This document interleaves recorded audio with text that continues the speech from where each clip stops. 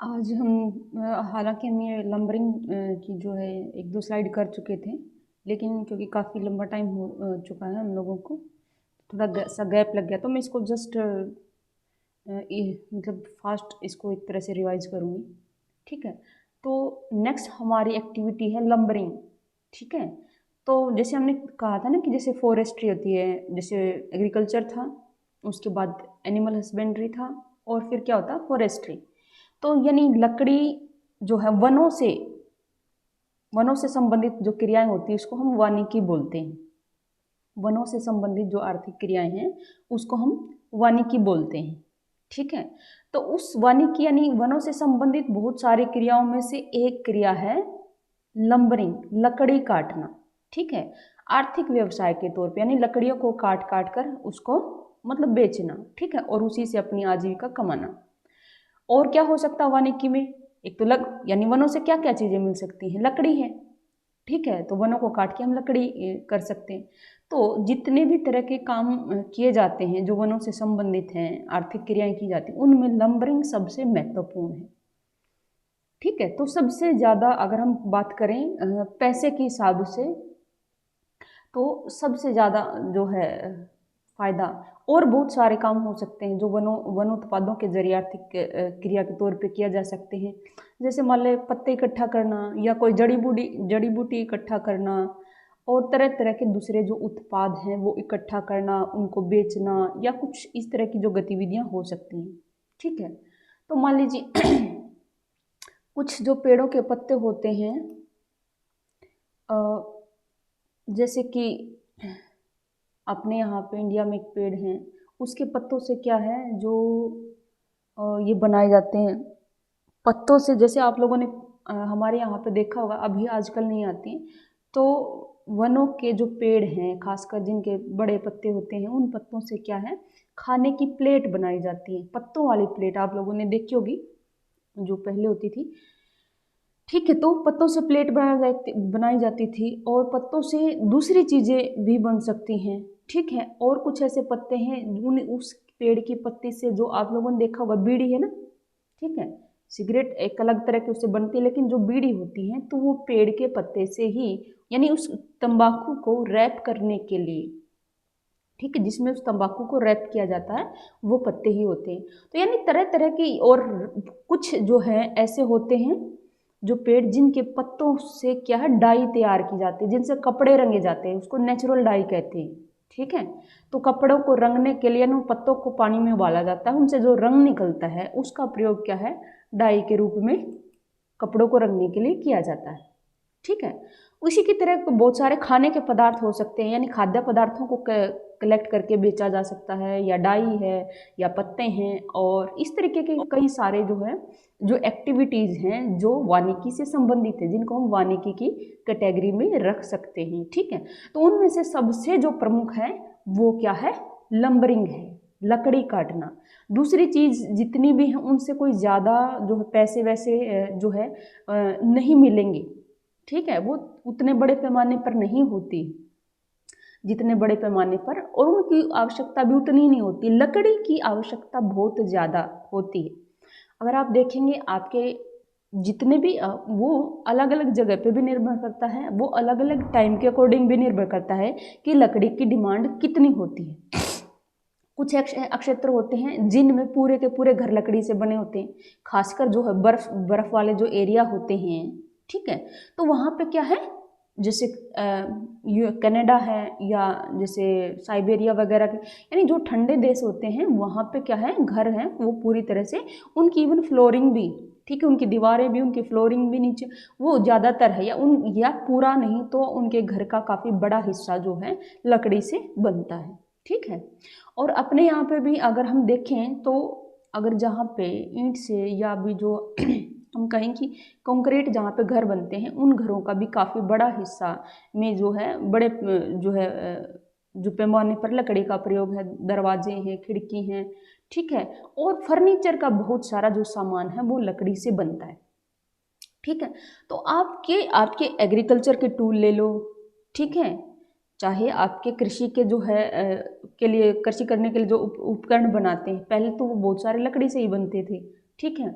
तो एग्रीकल्चर के टूल हों, दूसरे किसी तरह के टूल हों, ठीक है, उपकरण हों, और इस तरह की कोई भी, या जैसे पशुपालन से संबंधित, जैसे वो उनको जो फेंस बनाना है, यानी आप खुद अपनी जीवन में नज़र दौड़ा के देखो कि लकड़ी का जो प्रयोग है ना कहीं हर एक चीज़ में आपको जो है, जो हर तरह की गतिविधि में आपको मिल जाता है, ठीक है। तो जितनी ज़्यादा डिमांड, ठीक है, कुछ क्षेत्रों की मैंने बताया कि ज़रूरत मतलब ज़्यादा होती है, जैसे कि जहाँ पे खासकर जो क्लाइमेट है उतना हार्श होता है, ठीक है। अब जैसे जहाँ पे बर्फ़ गिरती है, तो बर्फ़ में इतने बड़े जो अपने नॉर्मल घर हैं वो कई बार क्या होता है कि बर्फ़ में मतलब गिर सकते हैं, तो वहाँ पे क्या है, हल्की उस वाले जो हैं जो घर बनाए जाते हैं, ताकि अगर उनको कुछ होता है तो उनको रिपेयर करना और वो सारी चीज़ें। तो लकड़ी का अगर आप कुछ टूटता है उसको आप इजीली कर सकते हो, लेकिन अपना जैसे कंक्रीट जो घर होता है अगर वो टूट जाता है तो उसको दोबारा से जो है बनाना में बड़ी दिक्कत होती है। तो कोई भी ऐसी जगह, या तो बर्फीली जगह बर्फ़ की वजह से, या जहाँ पे बहुत सारी बारिश होती है, ठीक है, या बाढ़ आती है या तूफान आते हैं, ऐसी जो यानी जहाँ पे प्राकृतिक आपदाएं या इस तरह के संकट लगातार होते रहते हैं। अब मान लें किसी जगह पे लगातार भूकंप आते रहते हैं, जैसे कि जापान में, ठीक है, तो हर रोज भूकंप आते हैं, हर रोज डेली भूकंप आते हैं, ठीक है। हाँ, हो सकता है कि हर महीने में एक बड़ा मतलब भूकंप आ जाए, तो उनके घर अगर वो अपने जैसे घर बनाएंगे तो वो इजीली वो बनाएंगे और वो गिर जाएंगे, तो ऐसे कैसे चलेगा। इसीलिए क्या है, वो लकड़ी के यानी हल्के जो घर होते हैं, हल्के होते हैं, वो अपना हिल के रह जाते हैं, या अगर कुछ उसमें नुकसान भी होता है तो उसको रिपेयर करना, उसको ठीक करना जो है। और उसमें क्या है, उसमें अब ये भी है, अगर आपका कंक्रीट का घर है, अगर भूकंप आता है आप उसके अंदर दब सकते हो, तो यानी नुकसान होने की जो है संभावना भी जो है ज़्यादा रहती है, जान माल के नुकसान की संभावना। जबकि अगर हल्की लकड़ी से घर बनाया गया हो तो क्या है, उसमें जान माल की अगर ऐसा कुछ होता भी है तो यानी हो सकता है कि हाँ कुछ डैमेज हो जाए, लेकिन ठीक है जान माल की उतनी हानि ना हो, ठीक है। तो इस तरह के क्षेत्रों में खासकर घर, इवन पूरे का पूरा घर भी जो है, घर का ज़्यादातर हिस्से जो है लकड़ी से बनाए जाते हैं। और फर्नीचर हैं और सारी चीज़ों के लिए तो आपको पता ही है।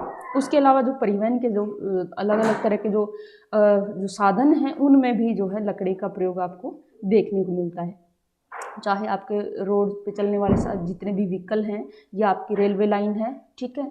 तो उन सभी चीज़ों के कंस्ट्रक्शन में है वो लकड़ी का बड़े पैमाने पे प्रयोग होता है, ठीक है। तो इसीलिए हम ये देख सकते हैं कि जो लकड़ी, क्योंकि इसकी डिमांड बहुत है, आपके जीवन के सभी जो है हिस्सों में, सभी पक्षों में जो लकड़ी का प्रयोग देखने को मिलता है, इसकी डिमांड ज़्यादा है, तो क्या इसलिए इसका महत्व भी बहुत ज़्यादा है, ठीक है। तो बाकी की जो गतिविधि हमने कहा कि खाने के चीज़ों, कंदमूल फल को इकट्ठा करना है, या दूसरी तरह की जो चीज़ें हैं उनको इकट्ठा करने के लिए, ठीक है, तो काम वो भी हैं महत्वपूर्ण, लेकिन उतने महत्वपूर्ण नहीं है, क्योंकि ये आधार है, ठीक है। तो ये काफ़ी ज़्यादा आधारभूत चीज़ है। डाई वगैरह है वो कुछ गौण जो क्रियाएं हैं उनके बिना चल सकता है, लेकिन ये क्या है, आधार है। आपकी जो बाकी की जो जीवन है उसकी आर्थिक गतिविधियां हैं, तो उसमें ये काफ़ी जो है आधार की तरह काम करता है। इसलिए लंबरिंग की जो एक्टिविटी फॉरेस्ट्री से रिलेटेड, वानिकी से संबंधित सभी एक्टिविटीज में सबसे महत्वपूर्ण हो जाती है, ठीक है। और यहाँ पे देखिए, यहाँ पे व्यवसाय के, एक तो नॉर्मल लकड़ी काटें आप, ईंधन के लिए लकड़ी काट ली गुजारा करने के लिए, इसको हम लंबरिंग नहीं कहेंगे, ठीक है। तो यहाँ पे जब व्यवसाय के तौर पे आजीविका कमाने के लिए, पैसे कमाने के लिए जब लकड़ियों को काटा जाता है और मार्केट में बेचा जाता है, तब हम उसको क्या है, लंबरिंग का एक आर्थिक क्रिया, यानी लकड़ी काटने को हम एक क्या है, पूरी प्रॉपर फुल फ्लेज जो है आर्थिक क्रिया कह सकते हैं, ठीक है। तो इसकी ये विशेषताएं मैंने बता दी। सबसे महत्व, यानी बहुत सारे जो उत्पाद वनों से मिलते हैं उनमें लकड़ी सबसे प्रमुख है, क्योंकि लकड़ी का क्या है, बड़े पैमाने पर हमारे जीवन के सभी जो हैं पक्षों में उसका प्रयोग किया जाता है। इसका प्रयोग क्या है, उपकरण बनाने के लिए हो सकता है, हथियार, भवन, परिवहन के साधन, और इन सभी सारे उद्योगों में, बहुत सारे उद्योगों में कच्चे माल के तौर पे कर सकते हैं। और वनों पर आधारित जितनी भी जो व्यवसाय हैं या आर्थिक क्रिया हैं उनमें वन सबसे महत्वपूर्ण है, ठीक है। तो ये इसको हमने दोबारा से इसका इंट्रोडक्शन कर लिया है, और इसका जो है लंबरिंग का आर्थिक क्रियाओं में जो महत्व जो है उसको हमने एक बार कर लिया है। अभी हम नेक्स्ट स्लाइड पे चलते हैं। तो जो लंबरिंग है वो हम यहाँ पे देखेंगे कि ट्रॉपिकल जो फॉरेस्ट हैं, दो तरह के वनों को काटना। तो वन सारे के सारे विश्व में क्या है, हर जगह वन नहीं मिलते हैं, ठीक है, अलग अलग क्लाइमेट है, हर जगह पे अलग अलग क्लाइमेट है, हर जगह पे मिट्टी का जो डिस्ट्रीब्यूशन है वो अलग अलग है।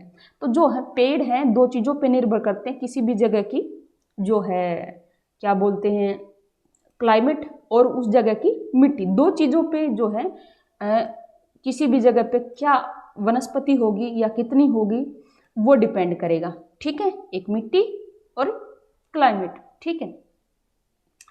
तो हर जगह ना तो मिट्टी एक समान है और ना ही जलवायु एक समान है। तो यानी आप देखोगे विश्व में क्या है, जलवायु के अलग अलग कटिबंध हैं, ठीक है, अलग अलग टाइप की जो है क्लाइमेट मिलते हैं। आपने कोपेन का जो है क्लाइमेट का वर्गीकरण वगैरह किया होगा, तो अलग अलग तरह के जो क्लाइमेट्स हैं वो विश्व के अलग अलग हिस्सों में मिलते हैं, ठीक है। तो यानी आपको फॉरेस्ट का अगर डिस्ट्रीब्यूशन समझना है, पहले हमें क्या है लंबरिंग को समझना है, लकड़ी काटना, कहाँ कहाँ पे लकड़ी को एक व्यवसाय, लकड़ी काटने को व्यवसाय के तौर पे प्रयोग किया जाता है। तो लकड़ी कहाँ काटोगे, जहाँ पे मिलते होंगे, यानी पहले हमें ये देखना पड़ेगा कि वन कहाँ मिलते हैं। तो लकड़ी काटने का व्यवसाय तो वहीं पे मिलेगा जहाँ वन मिलते होंगे। तो हमें पहले वनों का डिस्ट्रीब्यूशन का पता होना चाहिए, और वनों का डिस्ट्रीब्यूशन का पता आपको कैसे चलेगा, उससे पहले आपको क्लाइमेटिक डिस्ट्रीब्यूशन का पता होना चाहिए कि कहाँ कहाँ पर विश्व के किन किन हिस्सों में किस किस तरह का जो क्लाइमेट है आपको देखने को मिलता है। साथ में जो है प्राकृतिक मिट्टी जो है उनका जो है डिस्ट्रीब्यूशन या वितरण है उसके बारे में भी आपको पता होना चाहिए, ठीक है। क्लाइमेट में दो चीज़ों का, ठीक है, टेम्परेचर और दूसरा रेनफॉल, ठीक है। तो आप ये जाइएगा, ये देखिएगा, जैसे क्लास के बाद में आपके पास मैप है तो मैप है, नहीं तो गूगल पे सर्च कर लीजिएगा टेम्परेचर का, ठीक है। तो टेम्परेचर डिस्ट्रीब्यूशन ऑफ वर्ल्ड, ठीक है, तो उससे रिलेटेड आ जाएगा कहाँ कहाँ पर किस किस तरह का टेम्परेचर मिलता है। और फिर आपको करना है रेनफॉल का। तो क्लाइमेट में खासकर दो चीज़ों को हम देखते हैं, काउंट करते हैं, रेनफॉल कितनी कहाँ पे है, ठीक है। तो क्योंकि पौधों को उगने के लिए दो चीज़ों की, क्लाइमेट में दो चीज़ों की ज़रूरत पड़ती है, जो है टेम्परेचर की और दूसरा रेनफॉल की, कितना टेम्परेचर मिल रहा है। क्योंकि एक निश्चित टेम्परेचर से नीचे, अगर 5-6 डिग्री से नीचे का जो टेम्परेचर होता है, ठीक है, तो उसमें क्या है, जो पौधे हैं, जो भी किसी भी तरह की जो वेजिटेशन है उसको ग्रो होने के लिए, उसको विकसित होने के लिए जो है अनुकूल दशाएं नहीं मानी जा सकती, ठीक है। तो यानी आपका जो टेम्परेचर है 5-6 डिग्री से तो ऊपर होना ही चाहिए। अगर प्रॉपर से पर्याप्त मात्रा में अगर आप चाहते हो तो कम से कम 18 डिग्री का जो है टेम्परेचर अगर रहता है तो हम उस जगह पे कह सकते हैं कि वहाँ पे साल भर पर्याप्त मात्रा में जो है वेजिटेशन उग सकती है। तो अगर टेम्परेचर के हिसाब से देखें तो क्या है, वैसे तो मिनिमम है जैसे 5-6% का, तो क्या है उससे नीचे तो फिर उगना ही मुश्किल हो जाता है, ठीक है। और क्या है, और अगर आपको प्रॉपर से सही यानी काफ़ी जो विकसित जो वेजिटेशन चाहिए तो कम से कम लगभग 18 डिग्री सेल्सियस का जो तापमान है आपके अगर वर्ष भर रहता है, या काफ़ी जो है वर्ष के काफ़ी सारे महीनों में रहता है, तो वो ज़्यादा अनुकूल रहता है। उससे कम रहता है तो फिर वहाँ पर वनस्पतियों का उतना विकास नहीं हो पाता है, ठीक है।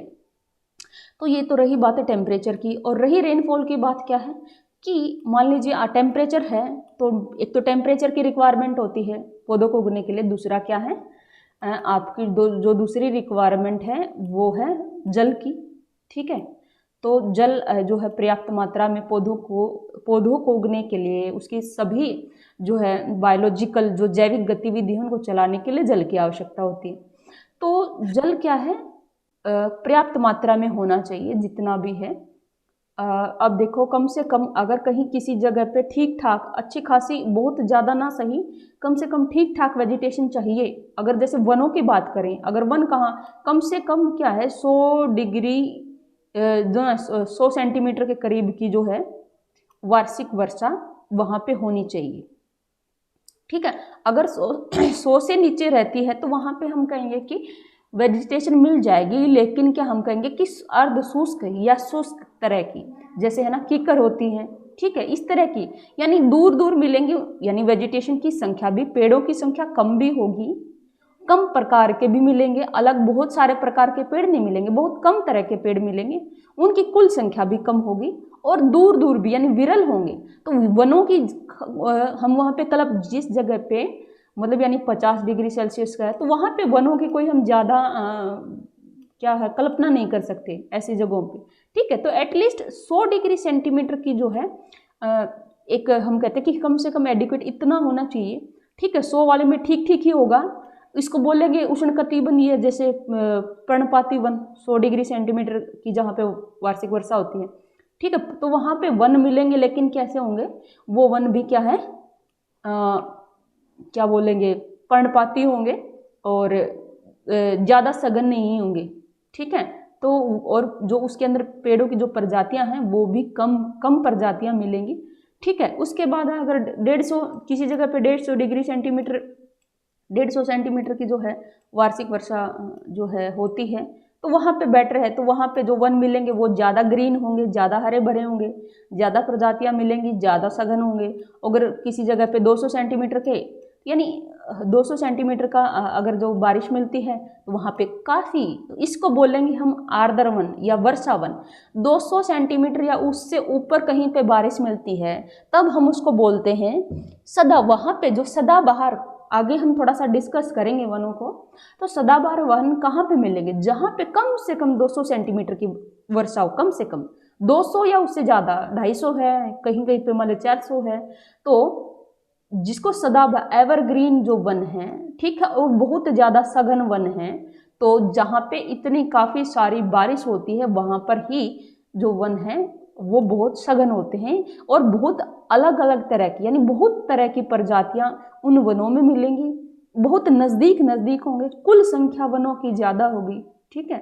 तो इस तरीके के जो कहने का मतलब है, जब आप रेनफॉल का मैप देखोगे, तुम आप जाना गूगल करना, एटलस हो तो एटलस में देखना, तो वर्ल्ड के अंदर रेनफॉल का जो है डिस्ट्रीब्यूशन मैप आपको देखना है, और आपको पता चलेगा कि किन क्षेत्रों में जहाँ पे 50 सेंटीमीटर है या उससे कम है, तो वो होंगे क्या बोलते हैं जिनको हम मरुस्थलीय क्षेत्र, ठीक है।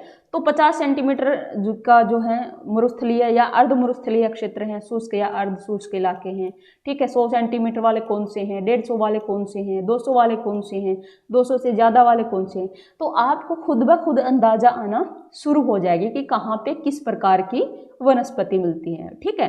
तो दोनों मैप को, क्लाइमेट का मैप है और रेनफॉल का मैप है, दोनों को आप एक दूसरे पे सुपर इम्पोज कर दोगे, ठीक है। तो उन इलाकों में फिर आप देखोगे कि कहाँ पे किस तरह की वनस्पति, सघन वन मिलेंगे, ठीक है, विरल वन मिलेंगे, या सिर्फ घास मिलेंगी, ठीक है, या बिल्कुल मरुस्थल मिलेंगे, तो किस तरह की वनस्पति मिलने की संभावना आपको है वो उन्हीं से पता चलेगा, ठीक है।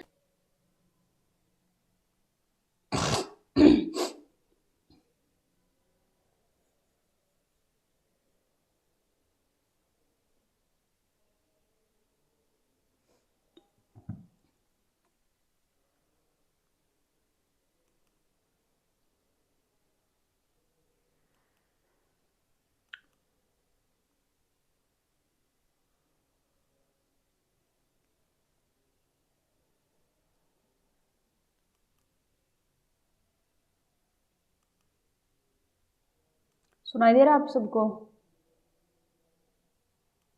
एक बार यस बता मैम। दीजिए। Yes ma'am.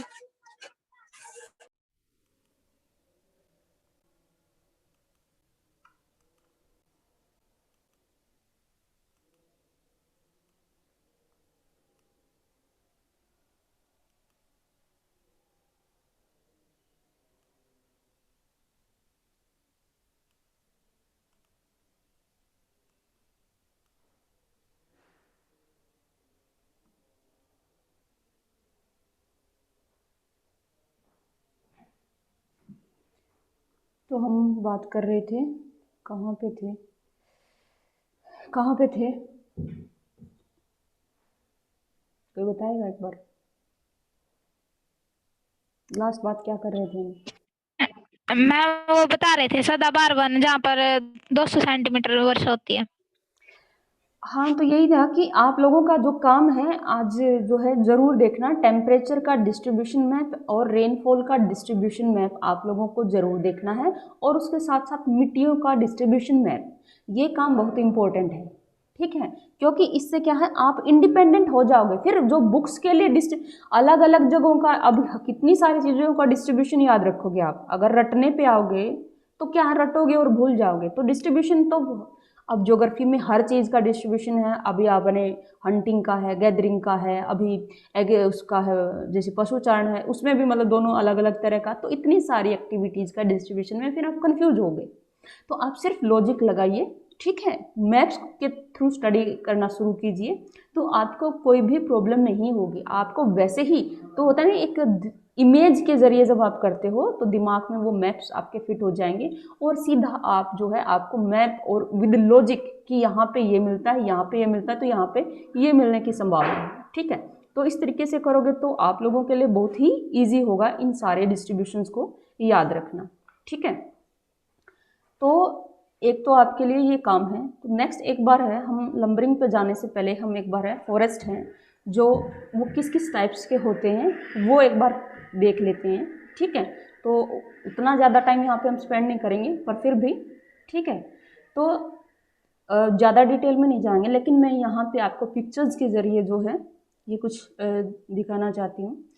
तो आप लोगों ने ट्रॉपिकल रेन फॉरेस्ट पढ़े होंगे, उष्णकटिबंधीय या भूमध्य रेखीय वर्षावन जिसको हम बोलते हैं, ठीक है। तो कुछ बच्चे क्लास में आए थे, उन्होंने देखा भी होगा। तो भूमध्य रेखीय वर्षावन या और उष्णकटिबंध में पड़ने वाली कोई भी ऐसी जगह है जहाँ पे 200 सेंटीमीटर या 250 सेंटीमीटर से ऊपर की जो रेनफॉल मिलती है, ठीक है। तो जहाँ पे पूरा साल भर जो है हाई टेम्परेचर रहता है, और साथ के साथ क्या है जो है ट्रॉपिकल, यानी बारिश काफ़ी 200-250 सेंटीमीटर से ज़्यादा बारिश होती है, वहाँ पर इस तरीके के जो है वन देखने को मिलते हैं। इसलिए हम इनको कह रहे हैं रेन फॉरेस्ट। यहाँ पे ये जो वन है उनके उगने का जो मुख्य, यानी ये सघन वन है, और ये जो है रेनफॉल यहाँ पे काफ़ी ज़्यादा होती है, इसलिए हम इनको रेन फॉरेस्ट भी बोलते हैं। तो हम इसको ट्रॉपिकल रेन फॉरेस्ट या ट्रॉपिकल एवरग्रीन फॉरेस्ट भी बोल सकते हैं, या फिर हम इनको सदाबहार वन, क्योंकि इनके अंदर इतनी सारी स्पीसीज हैं, तो एक साथ बहुत सारी प्रजातियों के पेड़ मिलते हैं।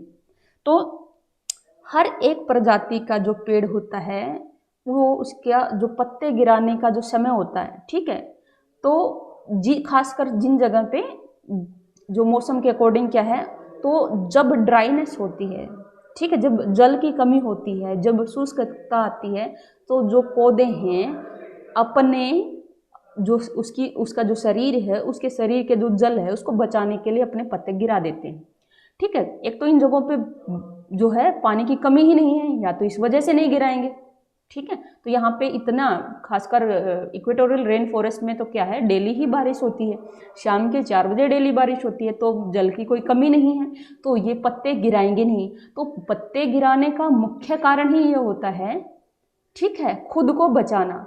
तो डिहाइड्रेशन से खुद को बचाना, ठीक है। पानी की जब कमी होती है तो ज़्यादा पत्ते हैं, तो ज़्यादा पत्तों से वाष्पीकरण ज़्यादा होता है, तो खुद को बचाने के लिए क्या करेंगे, पत्तों को ही गिरा देते हैं, ठीक है, ताकि उनके पास बाकी पत्ते तो दोबारा आ जाएंगे। तो अपने आप को बनाए रखने के लिए वो पत्तों को गिरा देते हैं, इसलिए पतझड़ आता है, ठीक है। तो लेकिन यहाँ पे कोई पानी की कमी नहीं है, वर्ष भर बारिश रहती है, तो ऐसी जगहों पे क्या है, सदाबहार वन देखने को मिलते हैं, ठीक है। ये तो भूमध्य रेखीय जो वर्षावन है वहाँ पे तो सारा साल डेली ही बारिश है, वहाँ पे तो कोई दिक्कत नहीं है, ठीक है। लेकिन अन्य जो उष्णकटिबंधीय इलाके जहाँ पे ये वर्षावन मिलते हैं, यानी काफ़ी वहाँ पे भी काफ़ी जो है आर्द्रता मौजूद होती है, वर्षा मौजूद होती है, लेकिन हो सकता है कि डेली ना हो, यानी एक सीजन में हो जाए, ठीक है। मान लो गर्मी के मौसम में बारिश है, लेकिन कुछ 2 4 5 महीने जो है सर्दी के मौसम में बारिश ना हो। खासकर जहाँ पे 2 सीज़न होते हैं, वहाँ के जो जो पौधे हैं जो हैं अपने कुछ पत्ते जो गिरा देते हैं, ठीक है। तो लेकिन इन वनों में पानी की कोई कमी नहीं, तो ये नहीं गिराते, ठीक है। तो यहाँ पे हम ये देखेंगे जो पहला हमारा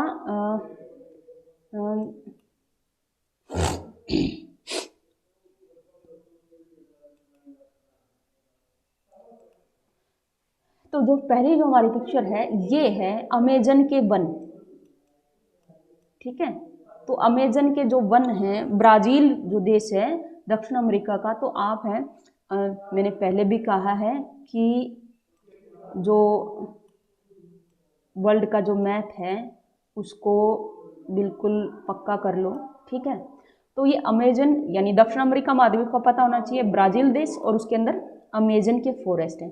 तो अमेजन जो नाम की रिवर भी है, ये जो दिख रही है ये रिवर दिख रही है, ठीक है। तो ये अमेजन जो नदी है, ठीक है, और ये इसके साइड में, ठीक है, इसके दोनों यानी इस नदी के दोनों तरफ काफ़ी बड़े लंबे चौड़े एरिया में ये जो अमेजन के वन मिलते हैं। और यहाँ से आप देख सकते हो कि कितना ज़्यादा सघन वन है, जैसे ऊपर से देख रहा है, ऊपर से लिया गया है, ठीक है। बिल्कुल कोई जगह इसमें दिखाई नहीं दे रही है कि धरती यानी उन वनों के पेड़ों के बीच के अंदर से कोई धरती का कोई हिस्सा दिखाई दे जाए, नहीं, इतनी ज़्यादा जो है सघन वन है, इतने ज़्यादा। यहाँ पे 3 लेयर हो जाती हैं, एक इतने बहुत सबसे ज़्यादा लंबे पेड़, दूसरे उससे कम, तीसरे उससे कम, और फिर नीचे भी घास हैं, बेल हैं, यानी वनस्पति ही वनस्पति भरी पड़ी है, ठीक है। वनस्पति के साथ साथ जो जीव जंतु हैं उनकी जो विविधता भी है वो बहुत ज़्यादा होती है, ठीक है। तो ये तो हो गया हमारा अमेजन का वन जिसको आप देख सकते हो। और यहाँ पे अलग प्रजाति, एक ही प्रजाति के पेड़ नहीं, बहुत अलग अलग तरह की हो सकता है। मान लीजिए यहाँ पे 200 तरह की प्रजातियों के पेड़ मिल जाएं, 200 अलग अलग तरह के पेड़। और अगर हम टेम्परेट शीतोष्ण कटिबंधीय वनों की बात करें तो हो सकता है कि वहाँ 2, 4, 5 ज़्यादा से ज़्यादा 2, 4, 5 तरह के पेड़ मिले अलग अलग जो प्रजाति के हैं। तो कितना ज़्यादा डिफरेंस हो गया है, बहुत ज़्यादा डिफरेंस हो जाता है। ये मैं सिर्फ आपको वैसे दिखाने के लिए एग्जैक्ट नहीं है, ठीक है। तो यानी बहुत दिन रात का अंतर होता है। तो ये जो उष्ण कटिबंधीय वर्षा वन है या सदाबहार वन है, वहाँ पे जैव विविधता, ठीक है, चाहे वो पेड़ों की हो या जंतुओं की हो, वो अत्यधिक देखने को आपको मिलती है, ठीक है। तो ये जो आपको ऊपर से देख रहे हो इसको बोलते हैं पेड़ों की कैनोपी, ठीक है। तो ये जबरदस्त कैनोपी, यानी कैनोपी किसको बोलते हैं, जिन पेड़ों की पत्ते बहुत ज़्यादा होते हैं और उसका फैलाव बहुत ज़्यादा होता है उसको हम कैनोपी बोलते हैं। जैसे मान लीजिए ये पेड़ है, ठीक है, तो एक ये पेड़ है यूं पूरा भारी भरकम है, लंबाई चौड़ाई मतलब जिसकी चौड़ाई बहुत है, पत्ते बहुत ज़्यादा हैं, ठीक है। एक पेड़ यहाँ पे हो गया, तो इनकी कैनोपी इतनी बड़ी है, ये पेड़ आपस में इतने नज़दीक नज़दीक है कि बीच में से सूरज की रोशनी नीचे आने की, क्योंकि ये इतने चौड़े, ये मतलब यानी इनकी जो चौड़ाई है या ब्रांचेज है बहुत ज़्यादा फैली हुई है, ठीक है। तो ये इनकी कैनोपी बहुत ज़्यादा है, यानी जो टहनियों का और पत्तों का जो फैलाव है वो बहुत ज़्यादा होता है। दूसरी तरफ क्या है,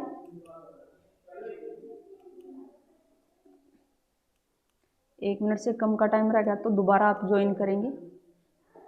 जो दूसरे जो पेड़ होते हैं शीतोष्ण कटिबंध या शंकुधारी जिनको बोलते हैं, उनका आकार कैसा होता है, लंबाई ज़्यादा होती है। ये एक मिनट, ये चलो दोबारा ज्वाइन करने के बाद स्टार्ट करते हैं इसको एक बार।